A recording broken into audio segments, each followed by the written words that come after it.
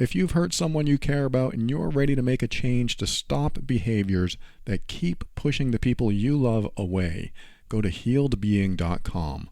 Over there, I teach a life-changing program that is going to guide you on the exact steps you need to take to show up as the most loving and supportive person you can be for those who love you.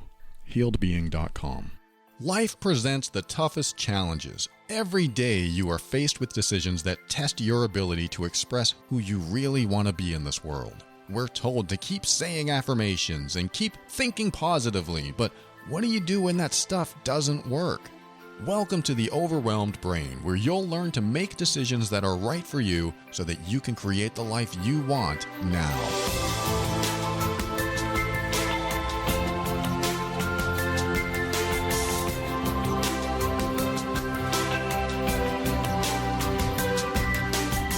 Hello and welcome to the show. My name is Paul Coliani, and this is the show that helps you learn the skill set you need to deal with life's challenges in the most emotionally intelligent way. This show consists of my personal opinions and is meant for informational purposes only. Always seek a professional for your mental health and well-being. Glad you are here. Got a long email that I'm not going to read you. I'm going to read you parts of it. And that's all you need to hear, just parts of it, because there are a lot of details that I don't want to share for their confidentiality. But I'm going to go ahead and just read this email. It is about a person who has a difficult mother. Anybody out there have a difficult mother? You might relate to this, so let's get moving here. We've got a story that has spanned over the last 2 decades. This is the person writing. I can't think of anyone else in the world who might be able to untangle the complexity and messiness of my issue. And I'm just going to skip through her email here. She says, my mom's relationship with both of her parents was rocky. She described her mother, her mom's mom, as selfish and cold, and her mother had always favored her brothers. I guess this person's uncles. My mother's father, my grandfather, was physically abusive and absent, so she had her fair share of abuse before she met my father. My father is a difficult man, cruel, he controls things, he wants to break a person's spirit until they can no longer fight him. I've seen him do it many times, so that is what he did. He bullied my mother until she left everything for him, her job, she cut off her friends, and even stopped talking to her family for years at a time. He was physically, emotionally, and verbally abusive, and he still is. I have no hope that he will change. My mother has no one left. Her father died, her mother died. Her whole life is me and my siblings and her husband. Throughout my life, I have defended my mother against my father, and she has come to me to complain about him since I was young. I have heard about their issues my whole life. I have cried with her, I have held her, and I have begged her to leave him. Their issues eclipsed my entire life. I would think about ways to help them both almost all the time. Now, let me see. My mother breaks my heart. For years, she used me as a therapist. I felt like she put the weight of the world on my shoulders each time she confided in me. I felt like I was failing her, like I needed to fix things. And my father moved away when I was a teenager and the world came crashing down. However, I was no longer in a constant state of trying to survive. I could finally think clearly, and I thought that when he moved away, the issues would end. But they didn't. My mother was needy and demanding. I tried to keep up, but I couldn't. She wanted constant attention and reassurance. All she could do was talk about my father, how terrible her life was, and how she felt like we didn't do enough or care about her enough. My mental health was so bad at this point, I felt like I was drowning all the time, and I hated her for being the one to hold my head underwater. But I didn't show her that I resented her. I continued to act like everything was fine. I did beg her over and over again to stop talking about my dad all the time, because it hurt me and I wanted to move on. But she refused, and she continued to talk about him. Let me skip down a little bit. I've always gritted my teeth and tolerated whenever she'd snap at me, because I understand she can't stand up for herself against my dad. So I stayed quiet and took the yelling and left. Whenever I have an emotional outburst or do anything my mother doesn't like, she repays it in kind and says really hurtful things or just mocks me. When I recently told her that she does that she is not a nice person all the time, and that she can hurt my feelings, it caused her to spiral. She began screaming about all the ways she cares and all the things she does for me, and how that should fix the times that she is mean. Then she started crying and despairing. It gutted me to do it, but she only calmed down when I admitted that I had been overly sensitive and selfish, that I was wrong to say those things, and that there was something wrong with me in my head, and that is why I don't appreciate her enough. She was happy after that. She said over and over that she couldn't fathom at all that she wasn't nice or mean, so it made a lot more sense to her that I was in the wrong. Paul, I just need to know if I'm being unfair. Am I asking for too much? I understand that my mother is being abused by my dad, but I do not think it's too much to ask her to be kinder when she speaks to me. I know she does a lot for me. She tries so hard to make things easier for us a lot of the time. I guess I'm just confused, and I would love your insight. I want to make sure that I'm not like my dad, and I'm not treating her badly. It's important to me that I am a good daughter. There it is. I cut it down. It was really long. But I wanted to express a lot of what she said, or at least bring up some points so that I could talk about them. Thank you so much for writing this. You didn't tell me your age, and you didn't tell me your living situation. It almost sounds like you're still living there. And you did say that when you were a teen, your dad left. And what did you say? Was that years ago? I forget, but I think you're fairly young. You might be fairly young. I'm not going to mention what age I think you are. And you might also be still living with her. If you're not, I guess I could formulate my response here, my thoughts, either way. If you are still living with her, then you're probably going to have to deal with her until you leave, because you are under not necessarily her rules, although you are, but her dysfunction. You are sort of her crutch, her supply. Her neediness is draining you, and I don't expect her to change that. When someone's really needy and they've been abused, they've had trauma, and the person abusing them then leaves or doesn't leave, they find the person that's been abused usually tries to find another person to control, because that gives them a sense of control in their life. Not everyone does this, but there are some victims of abuse that, whether they're still being abused or not, they need to feel a sense of control. And when they don't feel it, there are vulnerable people around them that they can control, and that gives them a sense of feeling better about themselves. That might make up for the lack of control that they had. Because when you feel like you're in control, you feel like you're empowered. Empowerment is the ability to make choices, to do your own thing without somebody else controlling you. Like, it's almost the opposite of being controlled. And so when you have been controlled for a long time or most of your life, then the controller goes away. Who are you? And if you don't know yourself, you'll probably default to some sort of dysfunctional behavior. So your mom might be defaulting to this dysfunctional behavior. And with all due respect to your mom, if she has been traumatized, if she has been abused, then she is probably acting in ways, or at least acting from that trauma. And she probably does need to talk to somebody. She probably does need professional help, or at least talk to somebody, talk to anybody, a best friend, to get some of this stuff that she's holding on to out. Because this is what happens. We are upset or angry or feel completely oppressed by someone else for a period of time or a really long time.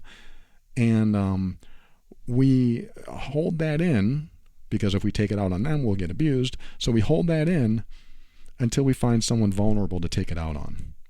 So you may be that vulnerable person. You probably are. I mean, from what you said, you are. And because you're that vulnerable person, you are now part of the abuse cycle. You are now the victim of abuse. And you were probably the victim of abuse before when your dad was in the picture. But now your mom is using you for that, whatever supply she needs, whether it's a narcissistic supply or just a trauma response. Like her coping mechanism is unhealthy. So she uses you to find control in her life. That's not an excuse. That's not a healthy, loving, supportive thing for a mom to do with her daughter or for anyone to do with anyone else. Now, what has happened here is that you have become, it almost sounds like you're a middle child. If you're the middle child, that's usually the balanced one, the one who likes to calm things down, to neutralize, to make sure there's no conflict. And so that may have been you. If you're not the middle child, well, you still stepped into that role. I was the middle child. I stepped into that role throughout my life. I tried to step in and make sure that nothing happened. I tried to neutralize situations. So that sounds like what you've been doing. And your mom has used you as that crutch, that shoulder to cry on, and caused or forced you to grow up fast and be her therapist, like you said.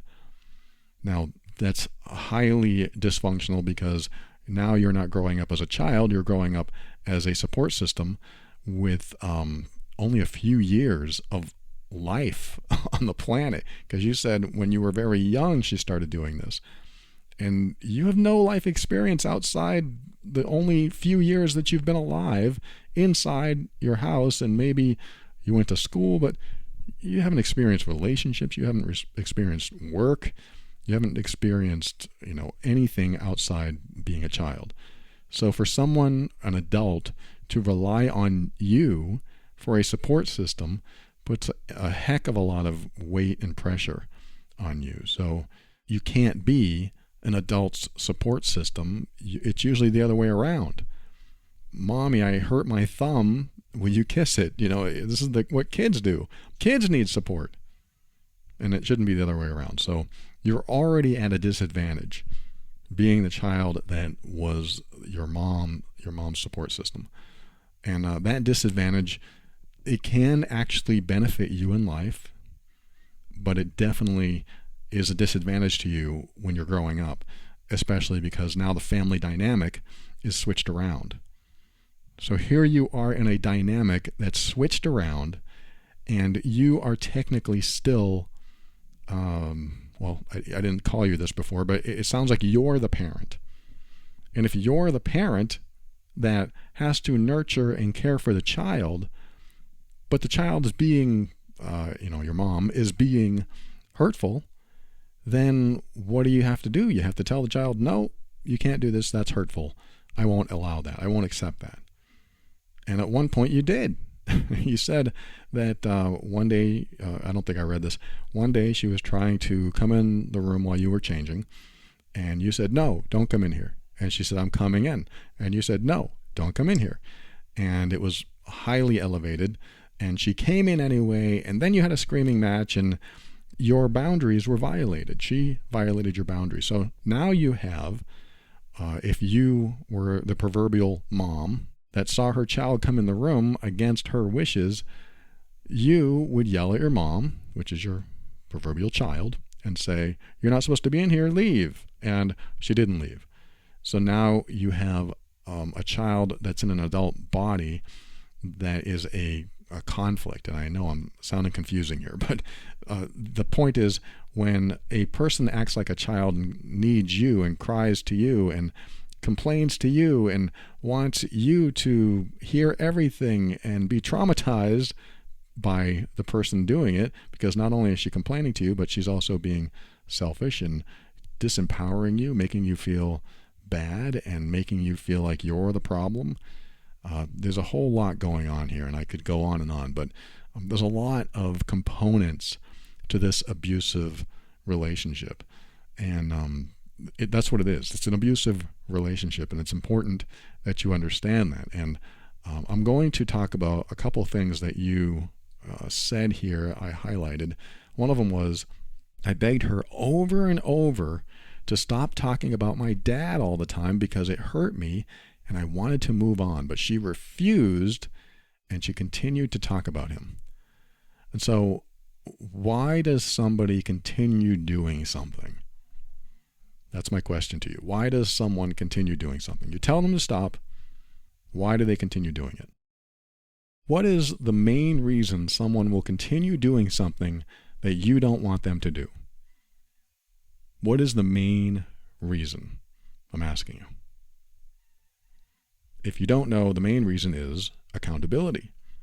If there's no accountability for them doing behavior that you don't want them to do, they'll keep doing it.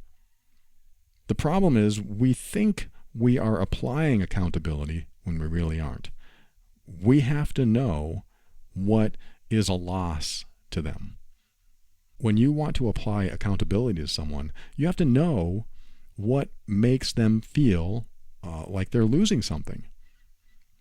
If your tears and your hurt and your sadness or your anger or your screaming, if none of those work, then there's no point in doing them anymore for accountability. I know you might be saying, but I really am hurt and I can't help crying or I can't help screaming. That may be true. But don't do it believing that it will stop her behavior, because we already know, like, toxic behavior is like a freight train. It's not going to stop until something big enough, something substantial enough stops it.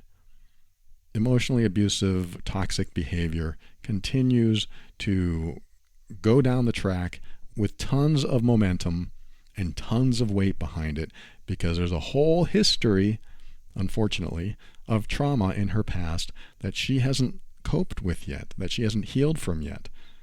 And so when someone hasn't healed from trauma, they can either go inward and be reflective and think about things and try to heal, or they can push it outward and push it onto others, because when they're in pain, they don't want to deal with that pain, so they push that pain and suffering onto others so that they don't have to deal with it themselves. And there are all kinds of ways that people who have had trauma in their past deal with their trauma or don't deal with their trauma. And pushing it onto others is unfortunately a very common thing. And that is how emotional abuse is born, or any abusive behavior, is that they can't cope with it in themselves. And when they don't, and they choose to push it onto someone else, that makes other people suffer. And that can be a generational thing that can go on in someone's family over and over and over again. You said her grandfather was abusive. So there is the cycle never being broken. Why is the cycle never broken? You know the answer. The freight train doesn't stop until there's something substantial enough to stop it. Maybe the track needs to be cut and it needs to derail. It's metaphoric, of course, but the freight train of emotional abuse just continues to barrel down the track, smashing into anything that's in its way, and it doesn't stop until the loss is big enough. And that's the accountability part. So you can beg, you can plead, you can cry, you can scream. If you've done any of that before and she hasn't stopped, she won't. This is a fact. This is something that I want you to accept. You can choose to accept it or not. It's your choice. But if you do, believe it or not, life gets a little easier. Not necessarily for that relationship, but in your mind, life will get a little easier, because a lot of us will spend time or waste time hoping that someone finally gets it. Maybe they'll finally get it this time. Maybe they'll finally see how much they're hurting me. Maybe they'll finally understand that I am so hurt and I am so devastated that they don't love me and I can't love them back, that they'll stop doing what hurts me and get healthier. Maybe this time will be that time. Anything you've done in the past that hasn't stopped the behavior will not work in the future. Anything that you've done, anything that you've felt, anything that you've conveyed will not make something stop if it hasn't stopped in the past. That's just a fact. You can't get past that fact. And it's a very hard pill to swallow. I know it is. Because we want to connect with this person. We want this person, her mom. She wants a mom. She wants a healthy mom. She wants to be able to talk to her mom. She even wants to have compassion for her mom. but her mom keeps emotionally beating her, and it's driving her crazy, and it's draining her, and it's really causing a problem in the relationship. So this is where she is. She's stuck. Am I going crazy? Is it me? And what did she say? I just want to make sure that I'm not like my dad, and I'm not treating her badly. And this is the last thing she said. It is important to me that I am a good daughter. Now that stuck out to me as well. It's important to me that I'm a good daughter. Why?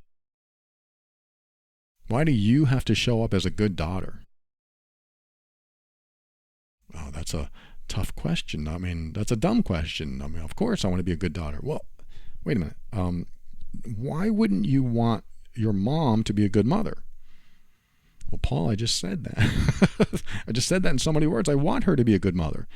Yeah, but what it seems to me you're doing is taking the responsibility that if you're not a good daughter, that you deserve this treatment.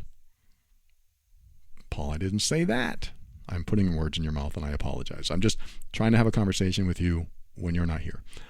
So here I am asking you, why is it important for you to be a good daughter? Why? If it's a dumb question, I want you to think deeper. Well, if I'm a good daughter, how are you going to finish that? Are you going to say, if I'm a good daughter, she'll treat me better? Because you're wrong. That's not how this works.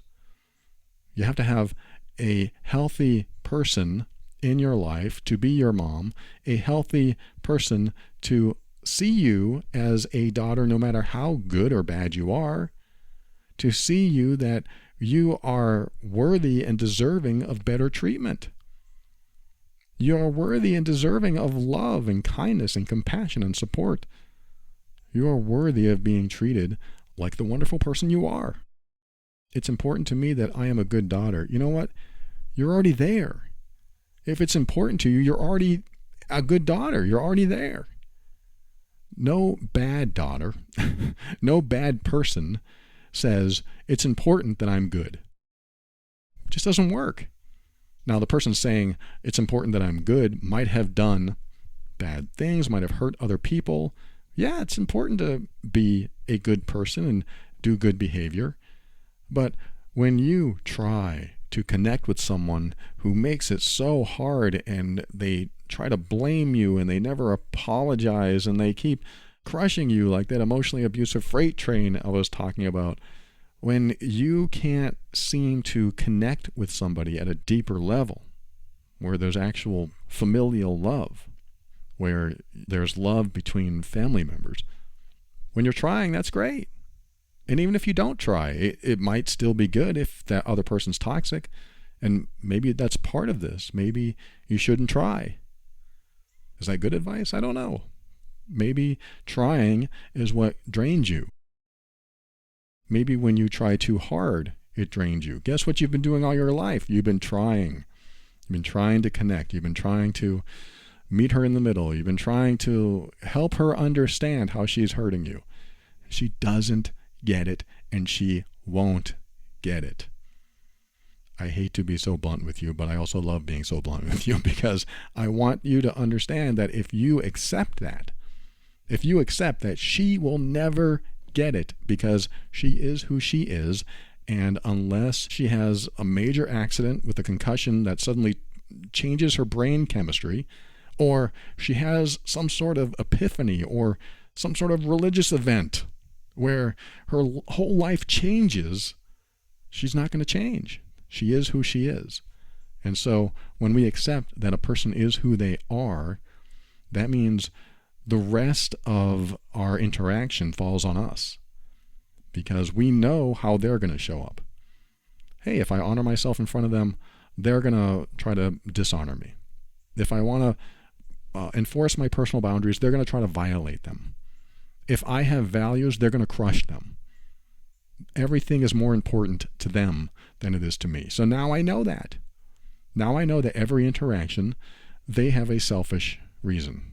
They have a selfish purpose. What if I'm wrong? That's the question. What if I'm wrong, Paul? What if she does have a side of her that is soft and gentle and kind and supportive and loving and caring. Could be. But you'll never know if you continue to be who you are with her. That means all your reactions, your screaming, your crying, your sadness, your anger, whatever it is, all those reactions, none of those have made a difference. And so you have to assume that it's not going to. So what does that mean for you? That means you've tried everything you can. That means there's nothing more you can do. How can I live with that? I know that I can heal this. This might be someone's thought out there. I know that it can be healed. She wasn't always mean. Maybe that's a thought too. She wasn't always mean. Or how about this? It's not her fault. That might all be true. It's not her fault. She's been abused in her life. She is toxic because other people are toxic to her. That might be 100% true. And so how can we stop that? We can't. I hate to break it to you. We cannot stop that train. That is going to barrel through you. You're going to get stuck on the tracks if you try anything to stop it. All you can do is do what you need to do for you to protect yourself. You need to protect yourself, and you need to also be resilient if you live with her. Because if you stay living with her and you can't leave yet, then you need to probably learn some resilience strategies here. What is one way? You might not want to take anything personal because it's not about you. You're just there as her target. And if you weren't there, somebody else would take your place. And so, I say all of this with confidence, even though there's a chance I could be wrong. The chance I'm wrong, however, is overridden by the fact that, let's just say that she does change. If she does, then what harm has been done? We've protected ourselves. We've said it's not about us, it's about her. And now she's changing. Wow, this is great. Now I can reconnect. So this is not necessarily where I'm steering you today, but I want to give you this foundational stuff so that you understand that no matter how hard you try, no matter how good of a daughter you try to be, it will never, ever be enough. Not for someone like that. It will never be enough. And I say this knowing that I don't know her. I only know your perception of her. But I've read so many messages like this that say, I have tried this, I am nice here, I am accommodating here, I try and I try and I try, and it's all about trying. I'm trying this. And no matter what I do, they're mad at me. They make me feel bad. They make me feel guilty. They say it's my fault. It's the same thing over and over and over again. The kindest, sweetest, most compassionate people get taken advantage of by these kind of people. And again, with all due respect to your mom, I know she's been through a lot. She's been through trauma, but now she's putting you through it. And that has to stop. So if you live with her, when are you moving out? Can you move out? What are your options? That's not my answer. I'm just asking you, is this something that you can do? Living with somebody, especially when you are their child, you are under a certain set of, let's say, boundaries, their boundaries, toxic boundaries even, but you're still there. And so you kind of have to survive until you get out. But when you get out, now you're free. And this is the second part of my answer to you, is that if you're not living together, how are you connecting with her? Is it on the phone? Is it in person? Is it through email? How are you connecting? When you're not living together, it should be easier. It should be easier for you to say, hey, if you talk to me like that again, don't bother calling again. That sounds really rude. No, it sounds like you're honoring yourself. And this is a perception shift that I want you to make as well, is that you don't see it as hurting someone else. You don't see it as not being good enough or not trying hard enough. You see it as what you need to do for you so that you are no longer exposed to toxic behavior and you get treated the way you deserve to be treated. Period. You sent me a message and you said, this is going to be a long one. I didn't read that on the air, but you said at the beginning, this is going to be a long one, so settle in, Paul. I'm going to tell you the whole story. It doesn't have to be long. All it has to be is you thinking, what will I accept and what won't I accept in my life? And what am I going to do to enforce that? I won't accept being disrespected. How about that? Okay. How am I going to enforce that? I don't know. I may not have the resources. I may not have the reference to do that. Meaning, I've never done that before, at least with my mom.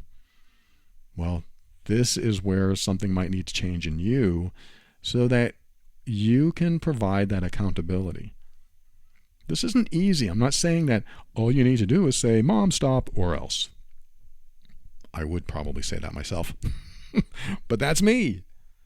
Mom, stop it, or else. What do you mean, or else? What does that mean? Is that a threat? Yes. Mom, it's a threat. Well, what are you saying? You're going to hit me? No, I'm going to stop talking to you. That's my or else. Well, that doesn't sound like a threat. Take it as you will. Take it any way you want. These are my terms. You disrespect me, I don't talk to you. It's really easy to meet me at my terms. I don't disrespect you, so I expect the same back. Now, I know when I say this, I sound confident. I sound like I can do it really easy, and I can just go up to anyone and say that. No, it's hard. This is hard stuff. This is the difference between someone who is always accommodating, always people-pleasing, trying to rescue, trying to fix. That is a very codependent personality trait. And what you're explaining here, what you're describing in your message is a lot of codependency. And it is helpful to look up the codependent traits online. And I think I have an episode on codependency as well, theoverwhelmedbrain.com. And there are groups that you can join, like CODA, is it? Codependence Anonymous. And you can learn about this because anyone who's been in a traumatic upbringing, when they are the type of person that rescues, that fixes, that wants to help others, even though those are fantastic qualities and you can bring those out into the real world and be really helpful, they can be very dysfunctional qualities in the type of family dynamic that you describe. I hope I've given you enough to think about, because there may have been a lot that went on in your family, but the way I look at things is today is the only day that matters, and tomorrow will be the only day that matters, and the next day, because whatever happened yesterday doesn't matter anymore. I mean, it does to a certain extent, but what is happening today? How are you being treated today? And what can you do about it today? Because really, that's all you're seeing is behavior that shows up today. It may have been happening over and over and over again for years, but now we are at today. So when this happens today, what am I going to do about it today? This is removing the history, because the history has a lot of trauma. The history has a lot of maybe fear. The history has a lot of dysfunction. But now we wipe the slate clean and we say, let's just look at this as if there were no history. I have no history with my mom. So how she shows up today will be my first time judging this situation and being discerning. Oh, okay, so if she comes into my room and says something mean, what would I do? Well, you don't have any history, so you don't know how she's going to respond. So what would you do? The first thing that happens, or should happen, is that you access how you feel about yourself and ask yourself, how do I want to be treated? That's the very first thing you should do. How do I feel about myself? Well, I love myself. I really care about myself. I want to have a great life. I want to be happy. And how do you want to be treated? I want to be treated with kindness and respect and love and support and compassion. I want all of that. Okay, what's the second question? How is she treating you? Well, she's treating me terribly. She's disrespecting me. She's making me feel bad.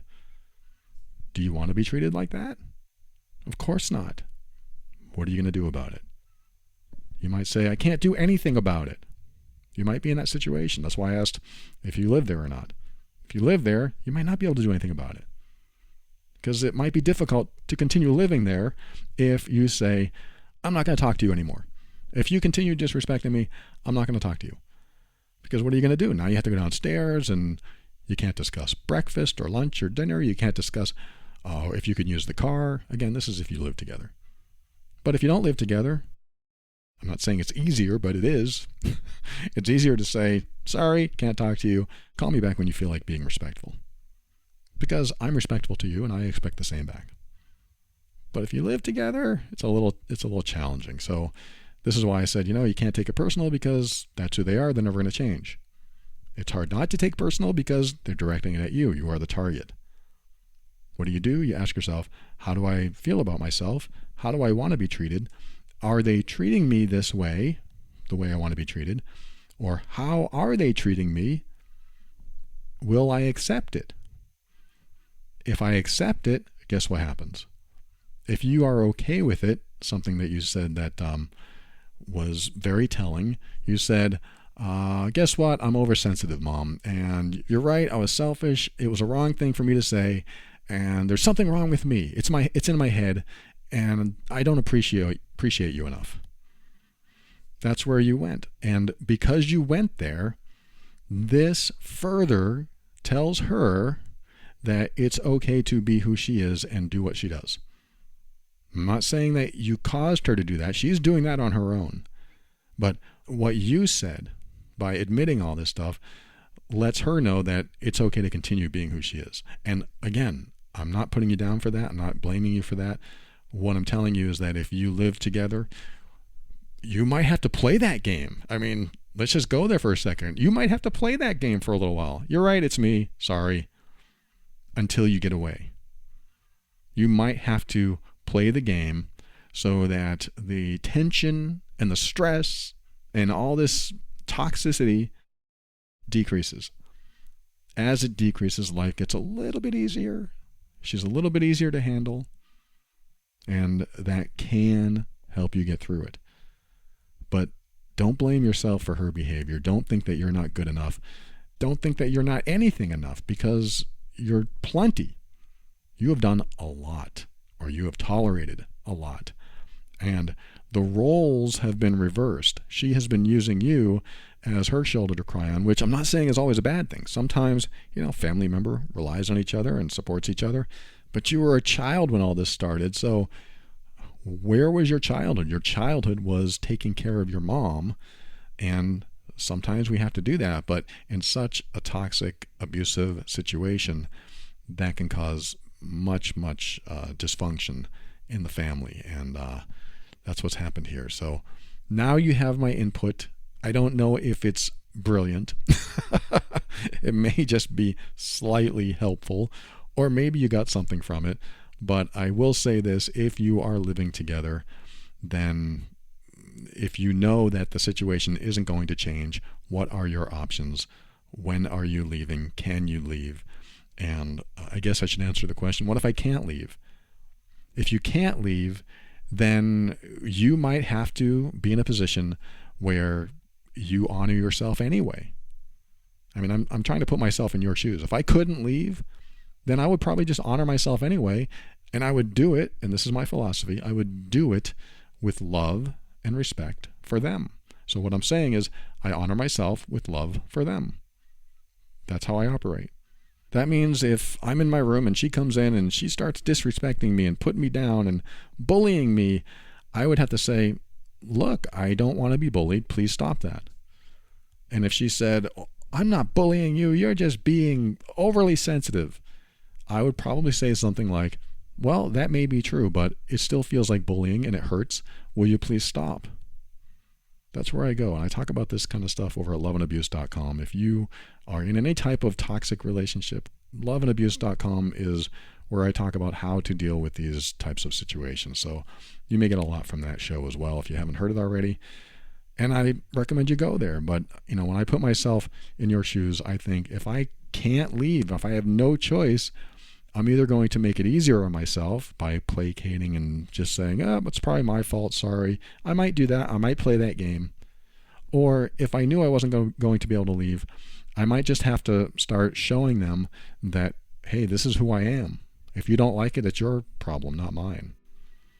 But, you can't do that in every situation. Sometimes it's very dangerous, and I don't know the details there. But again, I hope this helps. Thanks for tuning in. We'll be right back after this. I have a few more words, and I'm not sure about what yet. I'll let you know after this message. Be right back after this.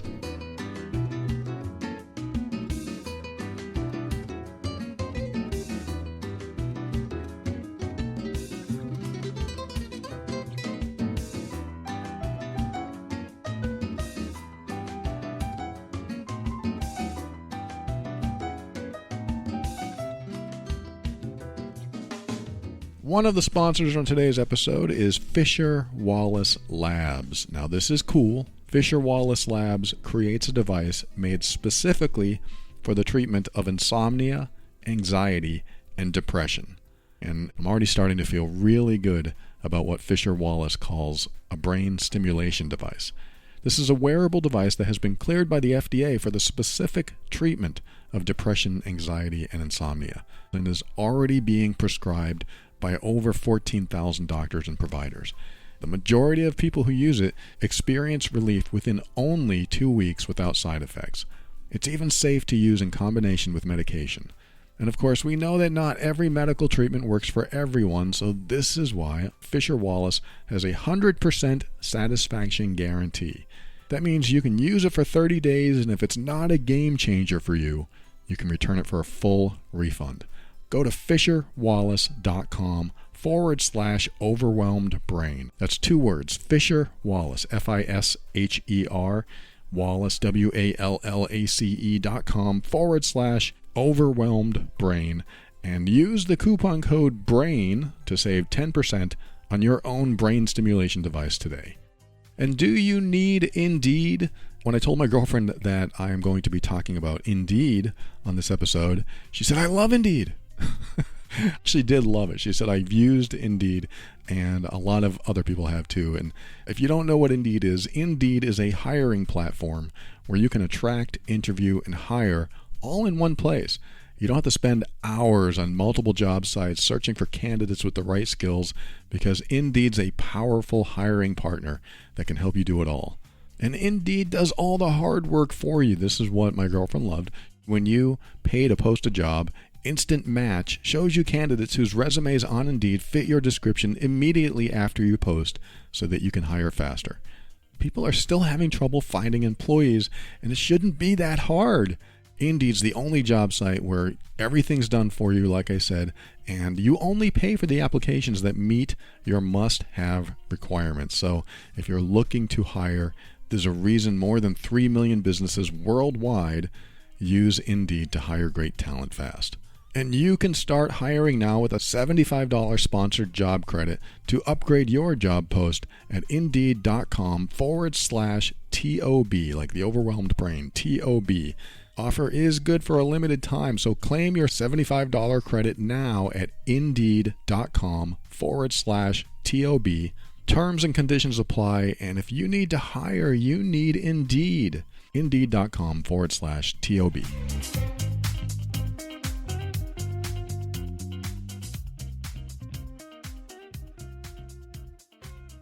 Welcome back. I am going to read you a quick message, and because I think I have a quick answer, and it's about someone else that has a tough time communicating, and the result they get from that communication I'm going to read to you right now.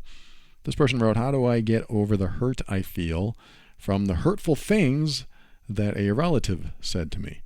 We found out that my mom has some medical issues, so I text this relative to ask that she not cause my mom any unnecessary stress or drama.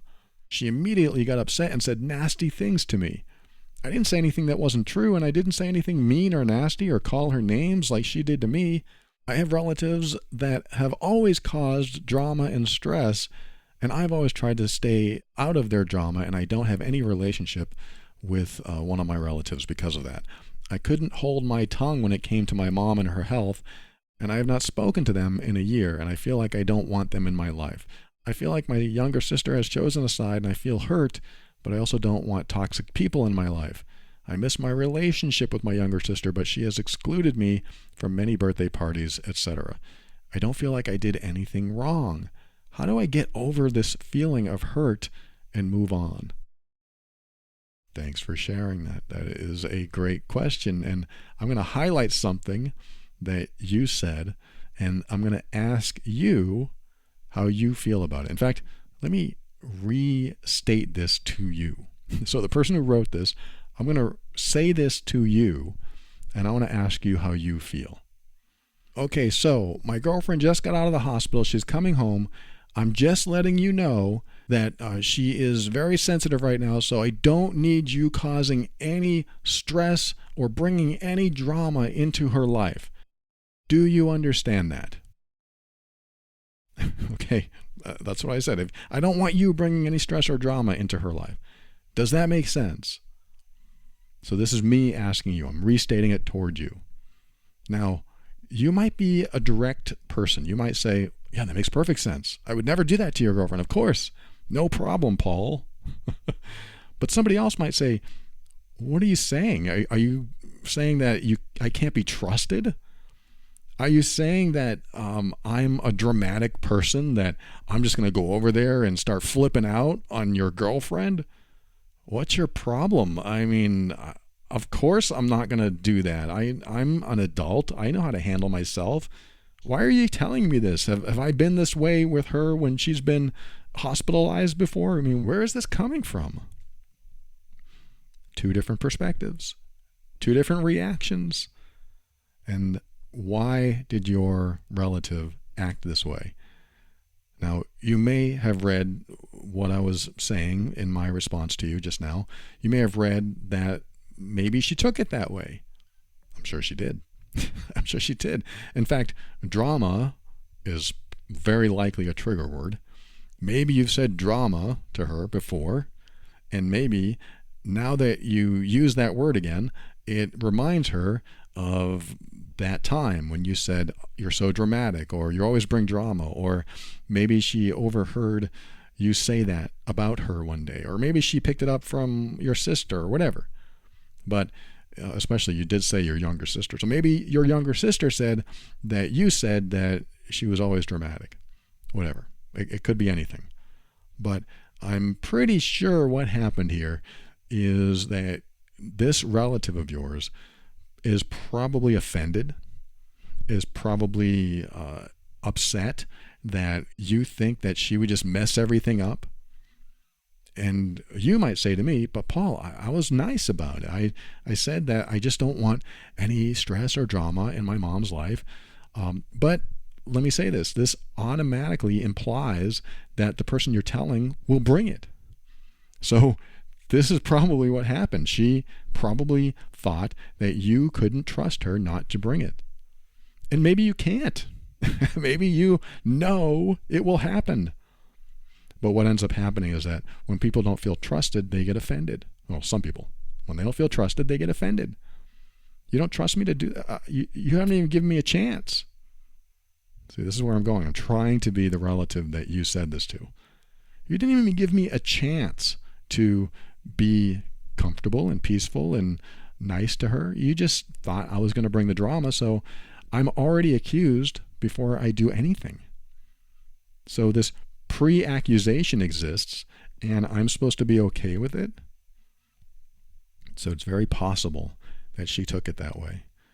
And I'm not saying you did anything wrong. You had the best intentions, but it does sound like you have a history with her. And because you have a history, anything can bring up that history. And, oh, it's another problem. Oh, it's this problem again. Now you have a problem with me doing this. Now I can't do that. It's going to continue triggering her because there's been no closure to that history. And what is needed? I mean, like you said, she's toxic. She very likely is toxic. And now here you are stepping in, hoping that she doesn't bring drama or stress into your mom's life. So you tell her Please don't do that. Or just be careful. Just be careful with her. And whenever there's been a history where someone has been accused of being dramatic or overly over the top, anyone who's been like that, and there's been a history and there's been arguments, that is a hot button. And when you activate a hot button, even when you have good intentions, just expect this to happen. This is what's going to happen. There may be no way to communicate with her, just like the last segment. There may be no way. This is who she is. Now, what can you do about it? Can you say, look, I think I automatically assumed that you would do something, and that was wrong of me. That was wrong of me to assume that you might do something to cause stress in her life. And I think I said that because of our history and our fights, and it was wrong of me to do that, and I'm sorry. Am I on your side? Am I on her side? I'm on no one's side.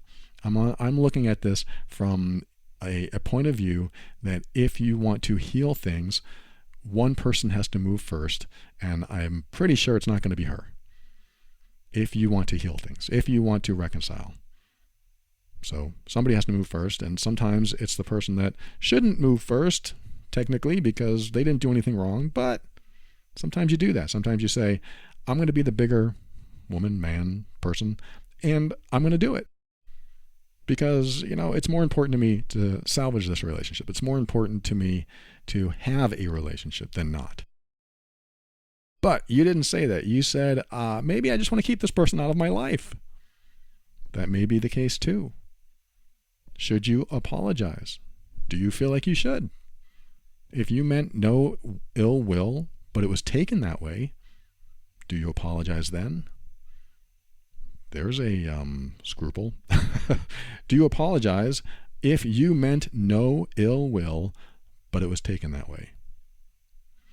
I've learned in my life that communication is 100% on me. I'm not going to lay that on you, but if you want to change your life, if communication is 100% about you and how you convey the message and not how they interpret it, then you are responsible for your communication.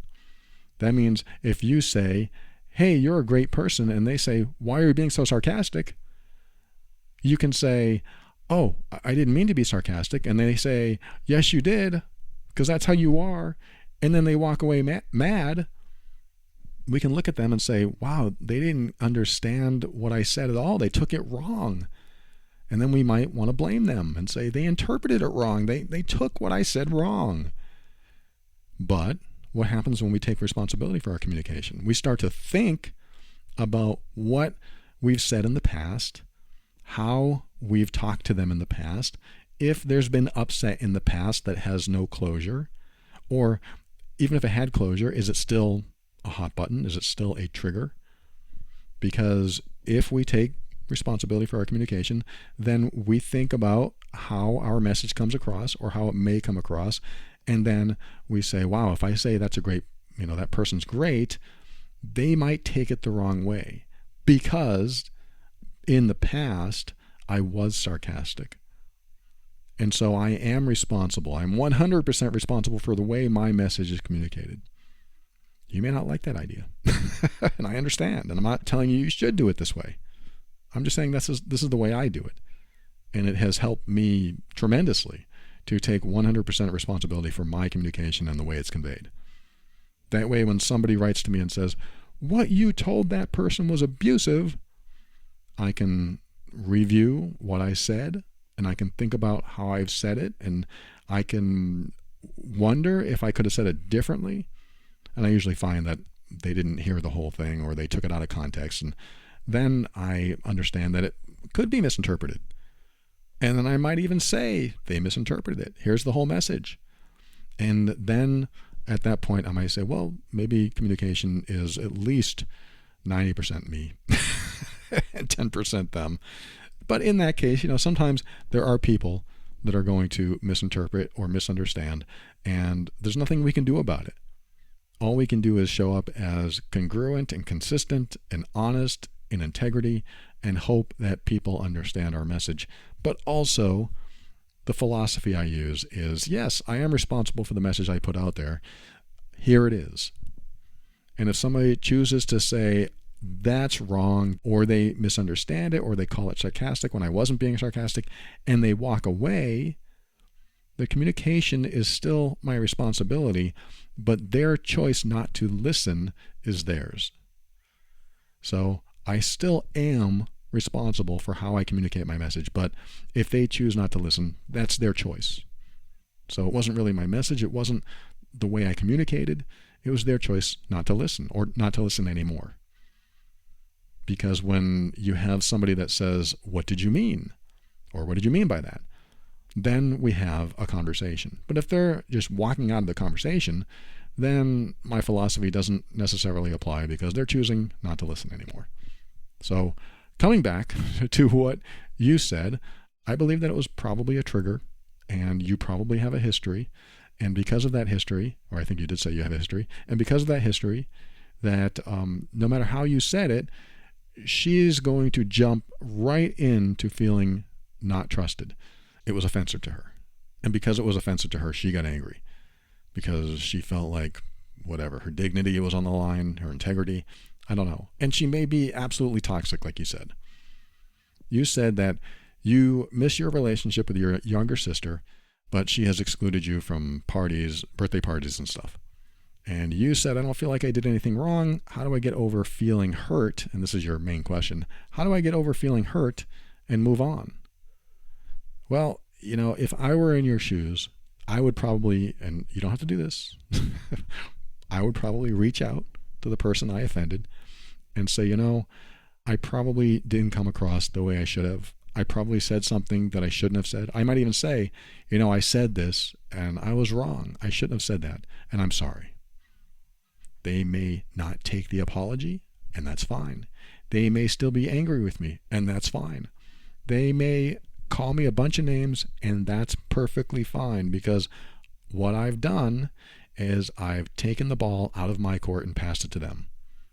It's their choice if they want to pass it back. It's their choice if they want to continue the relationship or not, using the game analogy. I'm passing the ball into their court. Now I'm done with my part. I have completed my sequence. I have resolved my end of this. It's resolved because I apologized. Doesn't matter if I was right or wrong, or if it was misinterpreted. None of that matters. All that matters is that I've done this. I'm going to try to repair it, or if it's not repairable, I'm going to move on.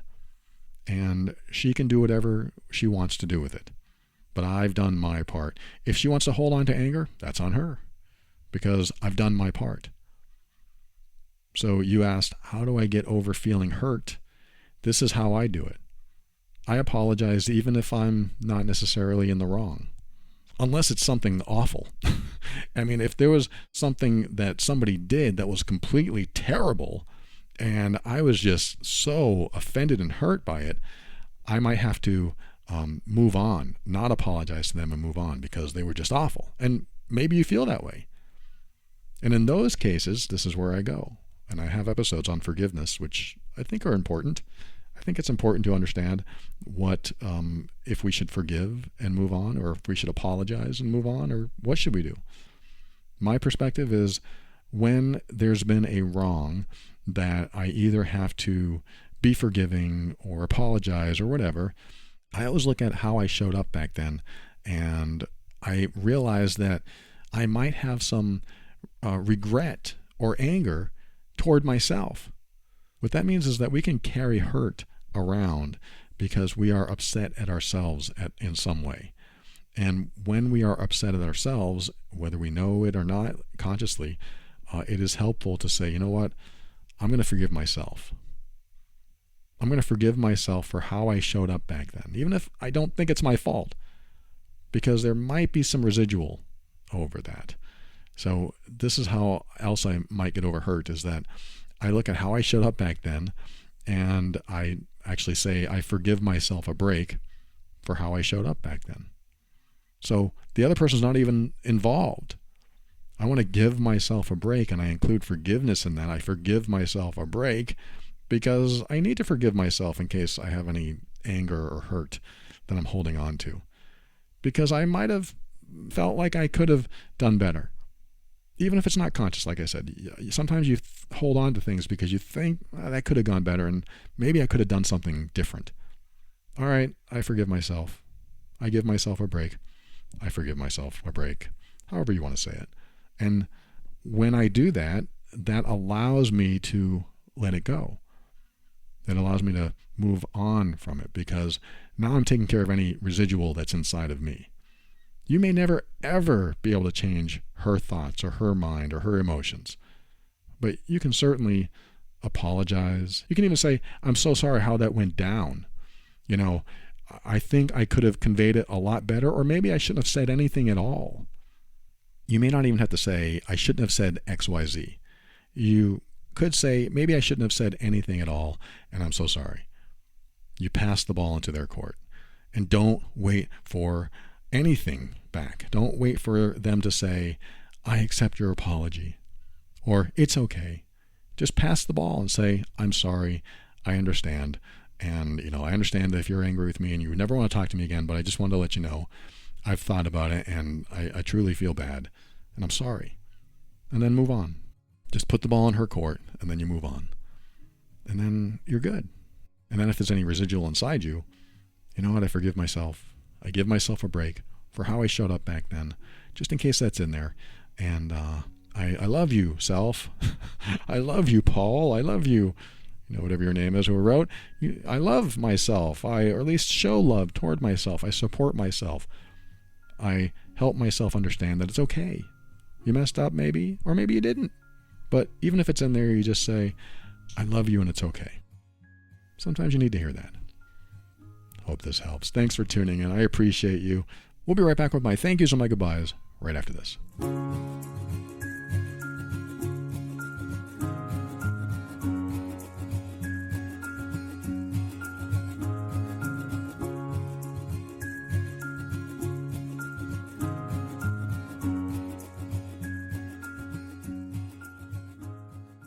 Thank you for listening to another episode of The Overwhelmed Brain. I'd like to thank the patrons of the week. These are the financial backers of the show. Deborah, Vanessa, Veronica, Holly, Robert, Chelsea, Allison, Somaya, Andreas, Harriet, Anna, Brian, Paige, quite a few this week.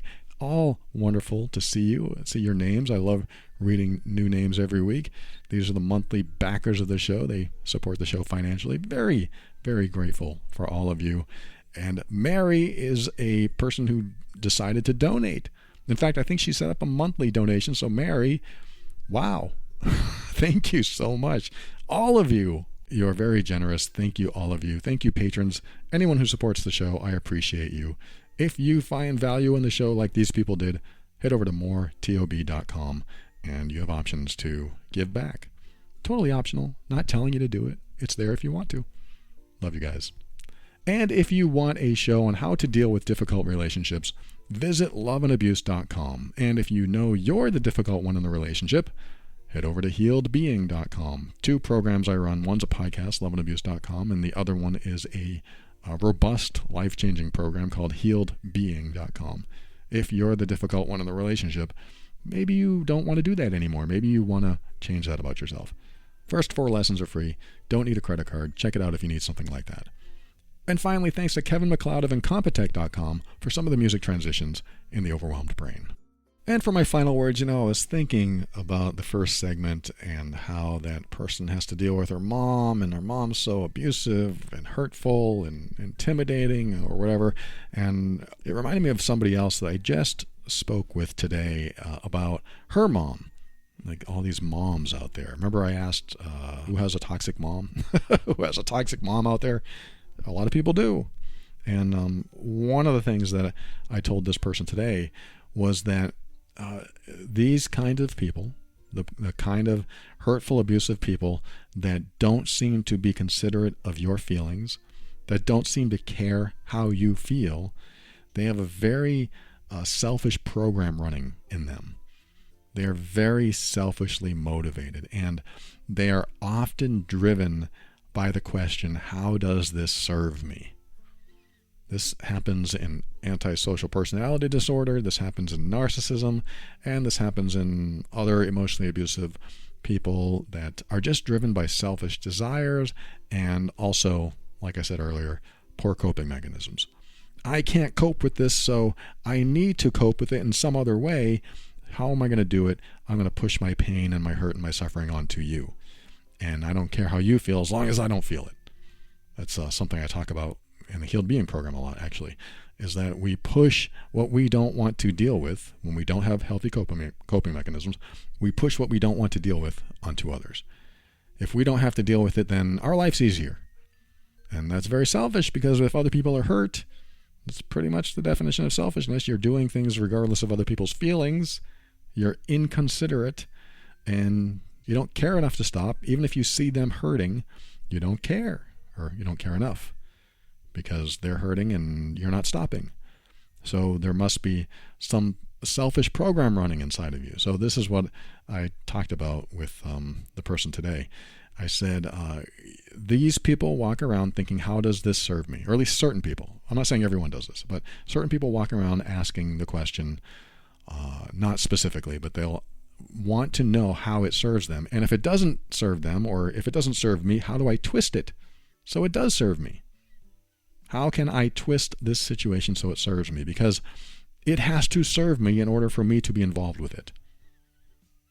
This is what happens. So if this person who wrote in the first segment asks the question, how is this serving her? You might get some answers. Not asking her, but asking yourself, how is this serving her? If she yells at me, how does that serve her? This is what I look at, is that this secondary gain that can happen is that they benefit from something toxic that they're doing, or something hurtful that they're doing. What is the benefit to her? That's the person can ask that in the first segment, or even the second segment. What's the benefit to that person doing this? If my mom yells at me, how does it benefit her? And come up with an answer. Think of any benefit that you can. Well, when she yells at me, it makes me cry. Okay, how does your crying benefit her? Well, if I'm crying, she feels like she won. She feels like she doesn't have to talk to me anymore. She doesn't have to argue with me anymore. Does that benefit her? Well, yeah, because if she's not arguing anymore, she doesn't have to feel like she has to defend herself anymore. Her coping, or lack of coping mechanism. She can't cope with it. She can't cope with the idea that she might be wrong. She doesn't want to cope with the idea that she can't defend herself, so she pushes it on you. Who knows? I mean, I'm just taking some stabs in the dark here, but that's the question, is how is this behavior benefiting them? In fact, you can ask this question about anyone's behavior at any time, especially when it's toxic, almost always when it's toxic. If it hurts you, if it's hurtful or abusive toward you, about you, for you, whatever, if it's about you, if it hurts, ask yourself, how is this benefiting them? It's like I talked about, I forget when, probably the last episode. I've talked about this a lot, but when I used to do the silent treatment, it would benefit me to do the silent treatment with my partners because they would treat me nicer. I was hoping they'd feel guilty to stop behaviors I didn't want them to do. They felt like they weren't being loved, so they would love me more. And what I was doing back then was very emotionally abusive, because the silent treatment, when used to cause someone else to feel like they aren't lovable or worthy of attention, or make them feel guilty, that is very abusive. That's what I used to do. And certainly I stopped that behavior because that is so hurtful and destructive to a relationship, and it's just not healthy for me. Not healthy for them especially, but not healthy for me as well, because now I'm not being honest, I'm not being expressive. So I used to do this as part of a bunch of behaviors that I used to do that I had to heal, and I now look back at all of my behaviors and I ask myself, how was I benefiting from that behavior? What was I gaining? And I can look at every single behavior that I did that intentionally or unintentionally hurt someone I love and find out or figure out what I gained from it. And when I do, that helps me learn where I need to focus my healing. So inside me, I need to heal here. If I was trying to guilt someone that I loved into stopping behavior, what was the benefit of that for me? Well, the benefit would have been they would stop the behavior so that I wouldn't be angry. And, that's me blaming them for their behavior and me not taking responsibility, saying that I was angry. Instead of saying I was angry, I was silent. So how could I heal from this? I could just be honest and say, look, I'm angry when you do that. That may not have been a nice thing to say still, but it would have been honest. I'm angry when you do that. Why are you angry when I do this? Because I feel this way. Again, there might have been some healing I needed to do around that too, like why am I getting angry? Why am I being judgmental? Why am I being critical? But all of it has to do with asking myself the question, or asking this question of people that hurt you, what are they gaining from it? And when you can figure out what they're gaining, or at least take a good guess at what they're gaining, then you'll be able to figure out what the reason they do the behavior. And if you figure out the reason they do the behavior, what they're gaining from it, then, like I was saying in segment 1, then you might be able to change your response or reaction to what they're doing so that they don't benefit from that behavior, and that can bring accountability as well. It's all complex. None of this is easy, but it is something that I constantly think about if you haven't figured that out by now. But I am glad you joined me today, and I do hope that you always keep an open mind, because that's how you step into your power, and that's how you create the life you want. Always take steps to grow and evolve. You are powerful beyond measure, and above all, and this is something I absolutely know to be true about you, you are amazing.